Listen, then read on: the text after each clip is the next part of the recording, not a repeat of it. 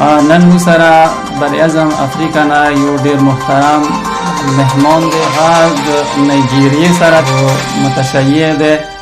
سورانا بسم الله الرحمن الرحیم وصلی الله علی محمد و آله. ته څنګه شیعه شولې؟ مذهبات اهل بیت musamman abin da ya shafi ayyuma alaihim hadisin da yake cewa taraktu fikum thaqalain salih ahlul baitina kasafinatin. أعوذ بالله من الشيطان الرجيم. بسم الله الرحمن الرحيم. يا أيها الذين آمنوا اتقوا الله وكونوا مع الصادقين. صدق الله العلي العظيم. نن مو سره براعظم افریقا نه یو ډیر محترم مهمان دی. هغوی ته مو دعوت ورکړی و. ایمو دعوت باندې هغوی لبیک ویله. هغوی خپل قیمتي وخت نه مو ته وخت وکږلو او ایمو سټوډیو ته یې تشریف راوړلو. هغه د نایجیریا سره تعلق لري او متشیع دی. هغوی اسماعیل عبدالله دی. هغوی نما دی. هغوی اسماعیل عبدالله ډیره مهرباني چې ته مو ته خپل قیمتي وخت نه وخت وکږلو. خو هغوی اسماعیل عبدالله کیدای شي چې ته مو ته خپل تعارف وکړي؟ سورانا بسم الله الرحمن الرحیم وصلی الله علی محمد و آله الطاهرین. سونانا اسماعیل عبدالله. مونم اسماعیل عبدالله موسی دی. افریقی نایجیریا سره زه تعلق لرم. شهر ناممو کانو دی. دلته راغلی یم شهر مقدس قم ته د علوم آل محمد حاصلولو دپاره. آل محمد علوم حاصلوله مو باندې فرض دی او علوم آل محمد حاصل کو و خپل وطن ته لوټ شو او د علوم آل محمد ترویج وکړو. سوال دا دی لکه څنګه مو اشاره یې وکړله لکه تاسو ویله چې زه مستبصر شوی یم مثلا متشیع یم. دینه مخکې تاسو مثلا کوم مذهب سره متعلق لرلو او ته څنګه شیعه شولې؟ زه اول شیعه نه وم. بعد کې شیعه شولم. آیت الله شیخ یعقوب علی زکزکی توسط سره هغه به متویله چې تاسو د اسلامي کتابونو مطالعه وکړئ، هغوی ته مراجعه وکړئ. ما کله اسلامي کتابو ته مراجعه وکړه او هغو کتابونو مطالعه مو وکړه، پړاو مو کړل، ما ته پته ولګېدله چې مذهبي اصلي اسلام هغه تشیع دی. چونکې کتابونو کې ډیر زیات احادیث او روایات لرو تشیع په متعلق. مثلا حدیثی ثقلین دی، حدیثی منزلت دی، حدیثی دار دی، حدیثی غدیر دی. دا ټولو احادیثو او کتابونو کې شته دي، موجود دي. دغو ټولو روایاتو پړاوالې نه وروسته انسان په دې نتیجې باندې رسیږي چې دین اصلي اسلام هغه تشیع دی. نو دې وجې نه زه شیعه شولم، وګرنه زه اول کې ما مالکی مذهب سره تعلق لرلو. خو د ډیرو اسلامي کتابو مطالعې نه زه په دغې نتیجې باندې ورسېدم چې نه، اصلي مذهب اسلام هغه تشیع دی. هغوی اسماعیل خو دې باندې خو موږ پوه شولو. اوس سوال دا دی چې نایجیریا یو ډېر ستر ملک دی، نو اسلامی کوم مذاهب دی؟ آیا د اسلامی مذاهبو نه علاوه مثلا مسیحیان دی یا یهود دی، نور مذاهب تاسو نایجیریا کې لروئ یا نه؟ نایجیریا کې هم دین اسلام شته دی، هم نور مذاهب، مثلا مسیحیان دی یا یهودی. هماندیشان سره مذاهب اسلامی هم شته دی. مثلا مالکی مذهب دی، شافعی مذهب دی، حنبلی مذهب دی او حنفی مذهب دی. مو خپلو منځو کې ډېر بایچارې سره زندگی تیرو، ډېره ښه زندگی مو تیریږي. مو هغوی مساجدو ته څو، هغوی مو مساجدو ته رسي، خو پیروکاران د مالکي مذهبو مغربي افریقې کې ډیر زیاتی، خو البته مشرکان هم دی منطقې کې موسره شته دي. خب نو دا سوال اوس پیدا کېږي څه دومره مذاهب تاسو لروئ، تاسو تعامل یعنی شیعیانو تعامل اهل سنت چې کوم مذاهب دي هغوی سره څنګه دی؟ تاسو مثلا رابطه هغوی سره څنګه دی؟ د مو تعلقاتو رابطه اهل سنت برادرانو سره ډیره ښه ده. اهل سنت کې هغه خلک چې هغه اهل تصوف سره تعلق لري هغوی مو سره ډیر ښه تعلقات ساتي. هغوی نه لکه قادریه فرقه ده یا تیجانیه فرقه ده، هغوی تعلقات مو سره ډیر ښه دي. علت یې هم همدا دی چې مو کله ابتدا کې هلته یو مسجد هم نه و، مو به راتللو دوی سره مسجد ته او هغوی سره به په یوه ځای باندې لمونځ کولو. خصوصا مذهبي کوم مراسم دي لکه جشن تولد حضرت محمد صلی الله علیه و آله وسلم مو په یوه ځای باندې منعو کولو ډیر ښه طریقې سره. همدې وجې نه مو دوی سره تعلقات ډیر ښه دي او هغو جشنو کې به مو اتفاق او اتحاد پیغام ورکولو. دې وجې نه مو تعلقات هغوی سره ښه دي.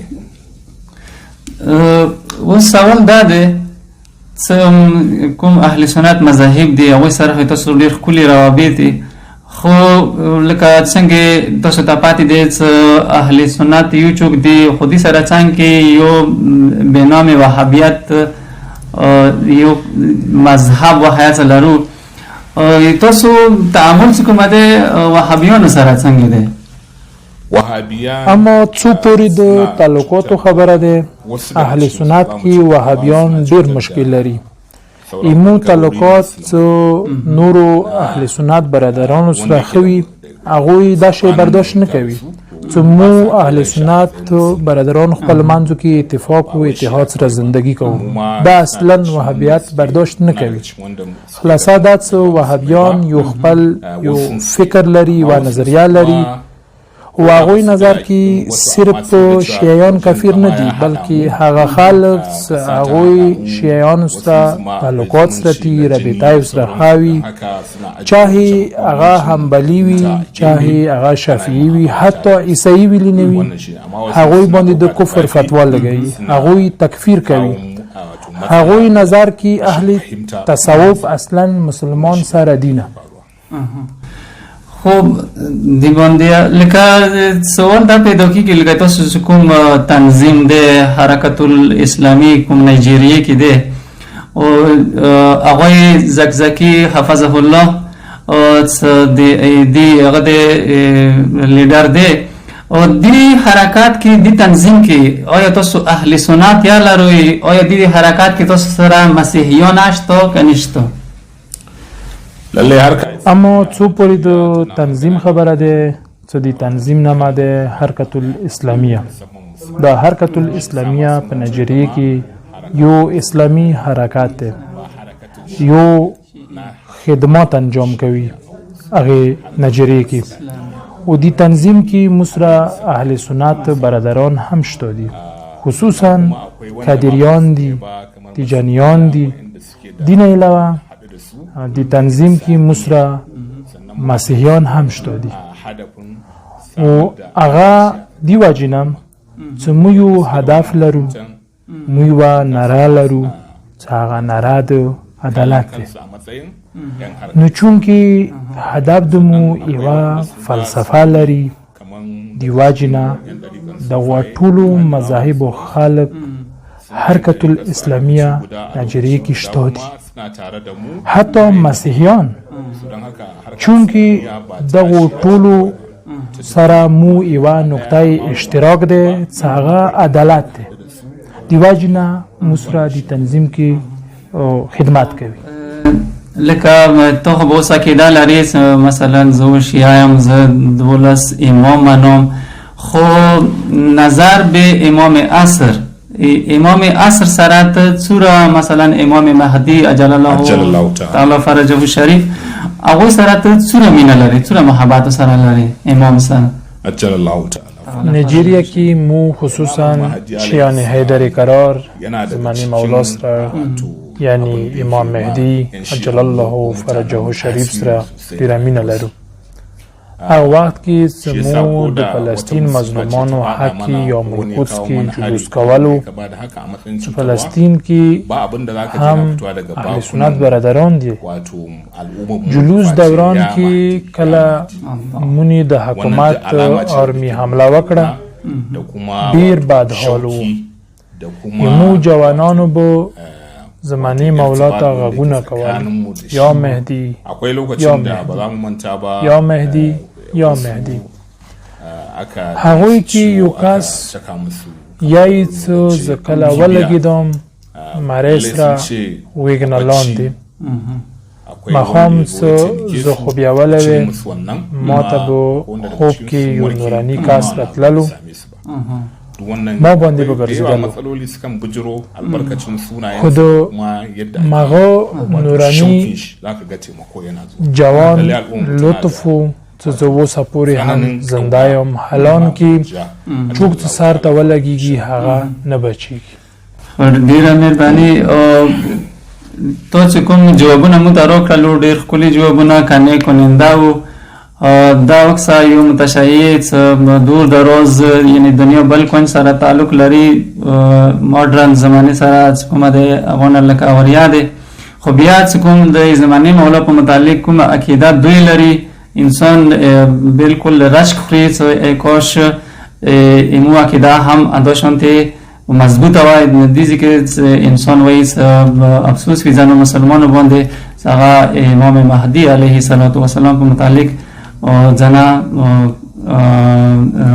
رای لري او جنا الفاظ استعمالي خو هغه اسماعیل عبدالله ته ایمو کوم ناظرین دي هغه ته څه وصیت لري هغه ته څه نصيحت کوي کنه تو abin da zan ci a takaice زب اخر کی خپل دوستانو ته ما دا نصيحت ده چې نن سبا د سوشل میډیا داور دی د انټرنیټ داور دی انټرنیټ باندې د ګناهونو والا چینل هم ملويږي د ثواب والا هم ملويږي خو تاسو کوشش وکړئ چې داسې چینل او ویب سایټ وکسوي هغه واجنه تاسو علم کې اضافه کیږي او معلومات مزیاتیږي همدی واجنه به تاسو کابر حقیقی البته لکه پسبانی ولایت چینل لکه سوی وقتاً معلومات ورکوي هغه معلومات چاهی مذهبی دی یا سیاسی دی تاسو ته به ټیم باندې هغه معلومات رسیږي. ډیره مهرباني مولا تاسو زنده وساته مولا مو علم کې برکات واچوله کا کومې تاسو حرکات نجری کې دي مولا غو ته روز افزون ترقی ورکا تاسو ډیره مهرباني سمته مختل قیمتي وخت راکړل ډیره مهرباني. ناظرین دا مو سره مهمان بر اعظم افریقا نه غوي تعلق وو اسماعیل عبدالله چې دوی کومې خبرې وي کوم جوابات هغه تاسو واوریدلو ان شاء الله تاسو باندې مستفید شئ وي او ځنو خبرو باندې کې د شي تاسو هم راش کړی وي سره د سي عقاید مویا په کور ده لارله د سره ایمو پروګرام چې کوم دی هغه اختتام ته ورسېدلو تاسو ټول نه اجازه غواړو د خدای په امان.